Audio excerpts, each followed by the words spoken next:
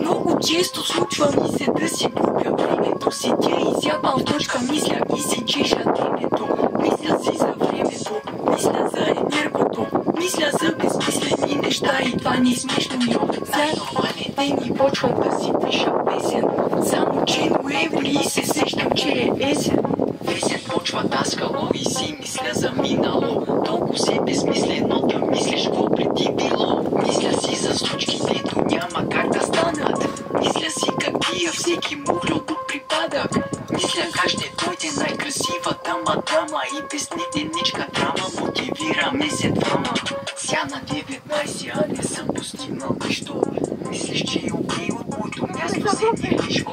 Трапери на моята възраст вече имат всичко, ясно вече съм ужасен точно като Хичкок. Пак стоя до късно и не мога да си легна, не правя нищо полезно и това ми къса нерва. Пак излизам рядко, пак не искам сладко, седи за мене, но в устата ми е жално. Баскет рядко и изгубих форма, бягах 2 километра, после пак си търсих троба. Живея състоял се, носа в кома, но след тарзи ще избухна като бомба. Ей! Сино, ще ви чупя чашите. И ще видиш кой е млатене. Даване. Бягаме.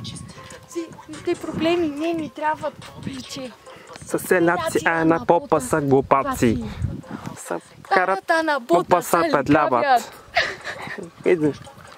Ай се давят. Но как идва края. Здравейте. Като Хичкок, пак стоя до късно и не мога да си легна, не правя нищо полезно и това ми къса нерва. Пак излизам рядко, пак не искам сладко, пак водата си седи до мене, но в устата ми е гладно.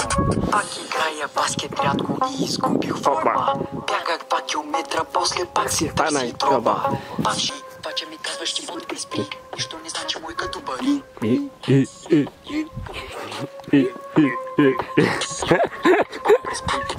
Виж, няма какво си лъпим, що смърдиш на его. А пък аз не го харесвам и съм леко скаран с него. Чак като го казах, това сега се защитаваш. Осъзнаваш ли какво говориш или просто казваш? Много мразя да ми казват какъв е бил света. Хищ не ми се слуша как той те е бал в газа. С нива перспектива виждаш само пред носа. Няма извинение, зяло бащам ти гърба.